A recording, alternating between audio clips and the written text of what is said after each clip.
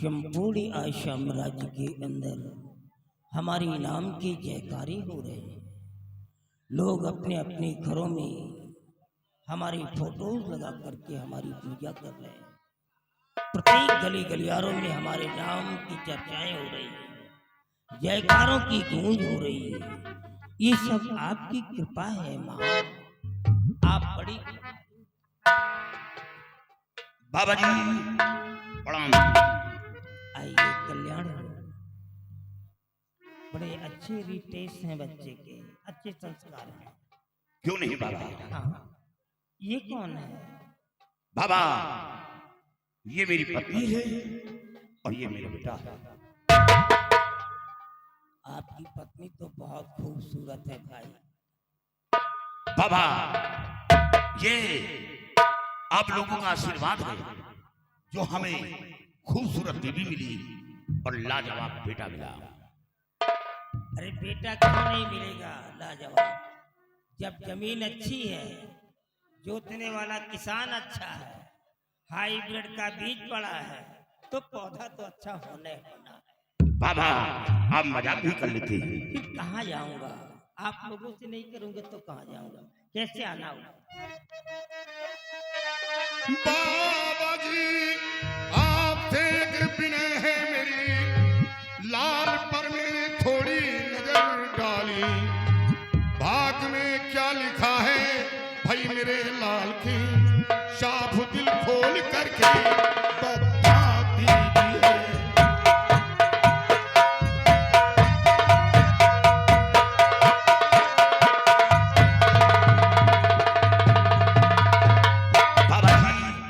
मेरे बेटे के हस्तरेखा देखकर आप बताएं कि बेटे के भाग में क्या लिखा है।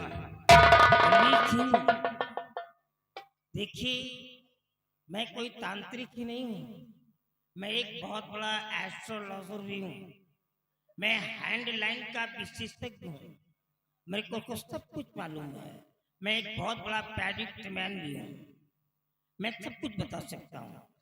बड़े मेरे पास आओ। जाओ बेटे बाबा जी।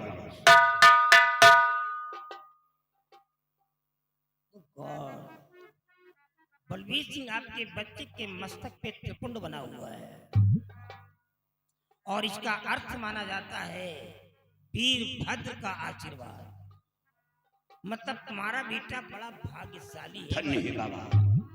ये जो रेखा इसके मस्तक पे आ गई है, ये हजारों में नहीं लाखों में किसी एक को नसीब होती है जो रेखा इस बच्चे के मस्तक पे आ गई है।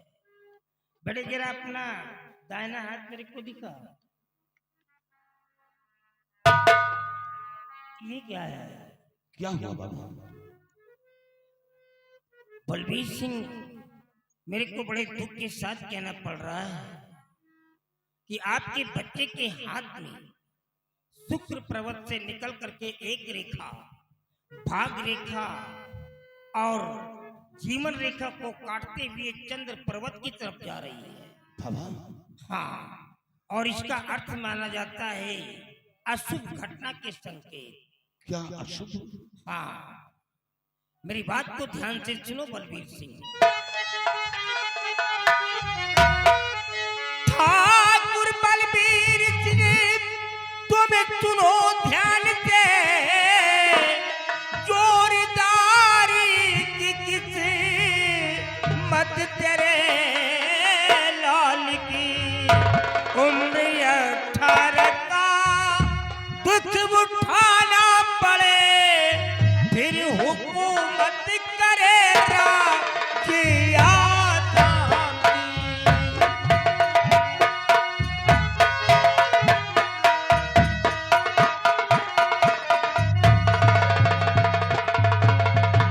उम्र 18 का दुख उठाना पड़े, फिर हुकूमत करेगा कि आसामी।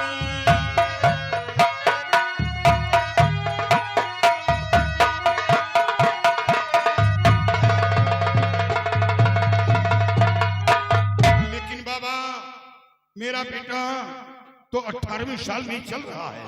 अगर आपका बेटा इस समय 8वीं साल में चल रहा है तो इसी साल में एक ऐसा संकट आने वाला है कि हो सकता है कि ये बच्चा उस संकट से ना उबर पाए, मृत्यु को भी प्राप्त हो सकता है। नहीं बाबा, नहीं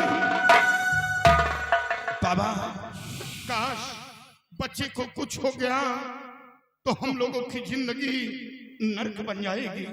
काफी मिन्नतों के बाद एक औलाद पाया हूं और हम लोगों की जिंदगी औलाद के ऊपर डिपेंड है। मेरे बच्चे की जान को बचा लो बाबा, नहीं हम लोग जीते जी मर जाएंगे। हाँ बलबीर सिंह, मैं आपकी भावनाओं को समझ सकता हूँ। माता पिता की अजीज दौलत उसकी औलाद होती है, लेकिन घबराओ नहीं, बड़े मेरे पास आओ। जाओ बेटी। जय माँ काली की, जय माँ काली की, जय माँ काली की। ये लो, अपने पिताश्री को देकर के आओ। बाबा इसे क्या? एक बार अपने हृदय से माँ काली के नाम का उद्घोष करो और बच्चे के गले में डाल दो। जय मां काली। जय माँ काली की, जय माँ काली की। जाओ, जब तक ये माला इस बच्चे के गले में पड़ा रहेगा, ये माला इसकी आत्मरक्षा करता रहेगा। और ये माला इतना शक्तिशाली होगा, अगर किसी पागल इंसान के गले में इस माले को डाल दोगे तो उसका पागलपन ही दूर हो जाएगा।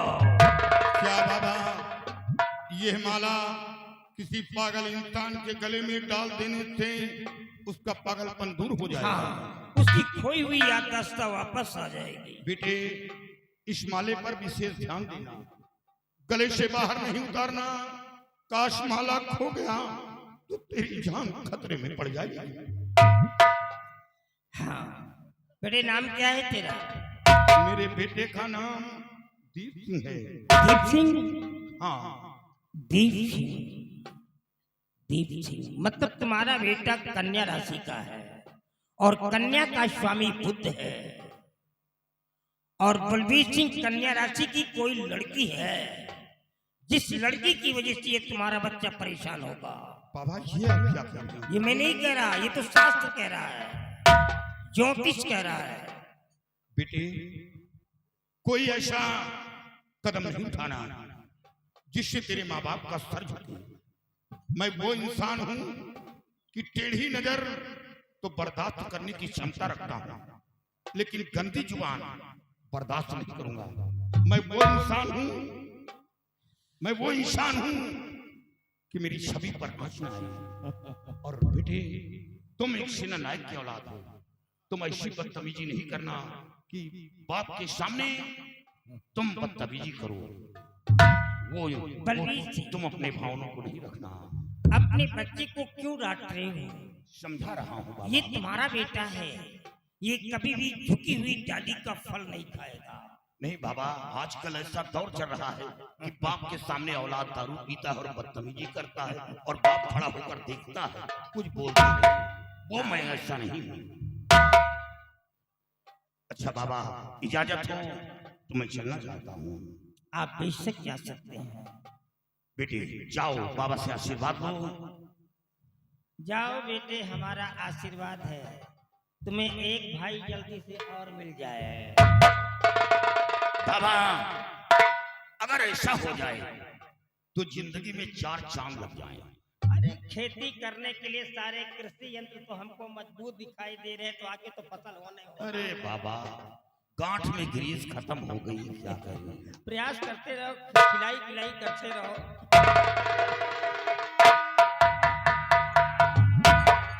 देखा, ये कौन इंसान था? ये कोई मामूली इंसान नहीं थे, बॉर्डर सिक्योरिटी फोर्स ऑफ कमांडरशिप। ये सीमा सुरक्षा बल का एक अधिकारी है जिसके अंडर में लाखों सैनिकों, अगर ये आदेश जारी कर दे तो अपनी जान तो दे देवे लेकिन सांस तक न लेवे। ये वो इंसान है जिसके सामने मैं खड़ा होकर के मजाक कर रहा हूँ, जॉक कर रहा हूँ। अगर ये तांत्रिक शक्ति नहीं लेता तो क्या मेरी औकात थी कि मैं इसी के सामने खड़ा होकर कैसे शब्द बोल सकूं? ये माँ काली की कृपा है।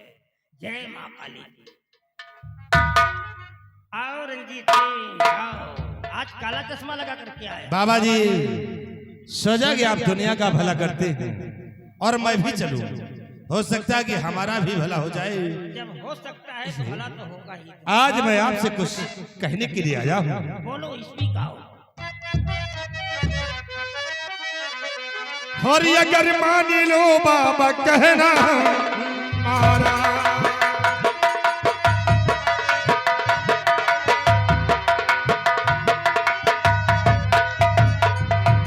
कि अगर मान लो बाबा कहना हमारा और बड़े मौज से बीते जीवन तुम आरा।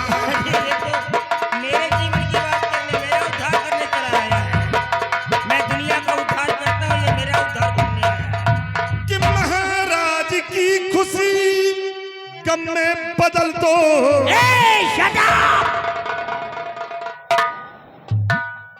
रंजीत सिंह, जुबान को लगाम दो, जुबान को संभाल करके चलाओ। ये मत भूल जाओ कि तुम्हारी जुबान 32 दांतों के बीच में है। अगर से फिसल गई तो कट करके बाहर आ जाएगी। रिलैक्स बाबा जी, क्रोध को शांत करिए और हमारी बात को गौर करके सुनिए। कि महाराज की खुशी गम में बदल दो और दीक्षा पे कर दो जादू का इशारा। फाटक बंद कर दे। ये माँ के पास नहीं आया है, इसके आने का स्कोप उद्देश्य कुछ और है। माँ के पास नहीं आया है। रंजीत सिंह, तू क्या समझता अपने आप को कि तू एक मिनिस्टर है जो आदेश जारी कर देगा, तेरे आदेशों का पालन होगा? नो, तेरी मिनिस्ट्री तेरे राज्य में चलेगी, लेकिन एक माँ काली के मंदिर पर नहीं। यहाँ पर आने वाला हर इंसान सर झुका के बात करता है, सर उठा करके नहीं। अरे उस राजा को मरवाना चाहता है तू, जो राजा खुद आकर के मेरे सामने सर झुका दिया, जिसका गुलाम तू है। उस लड़की को मरवाना चाहता है जिस लड़की को जीवन दान मैंने दिया है। चले जाओ रंजीत सिंह, अगर कहीं क्रोध की आग भड़क गई और एक मंत्र पढ़ करके मार दिया तो तुम यहीं पर पत्थर के हो जाओगे, पत्थर के। तुम्हारी जीवन लीला यहीं पर समाप्त हो जाएगी। और अरे मंत्री आके बचन कहते बोला,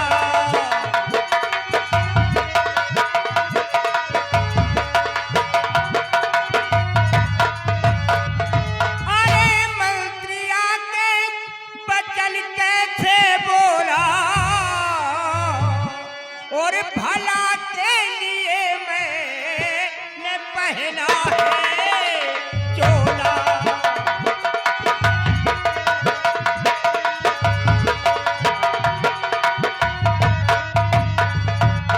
समझ क्या लिया एक तांत्रिक को तूने,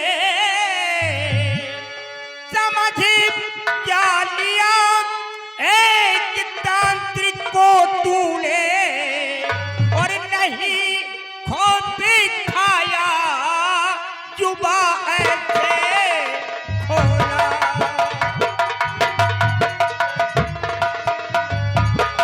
ठहर जाओ रंजीत सिंह, तुम्हारी बहुत छोटी उम्र है और इतनी कम उम्र में मेरे हाथों क्यों मारना चाहते हो?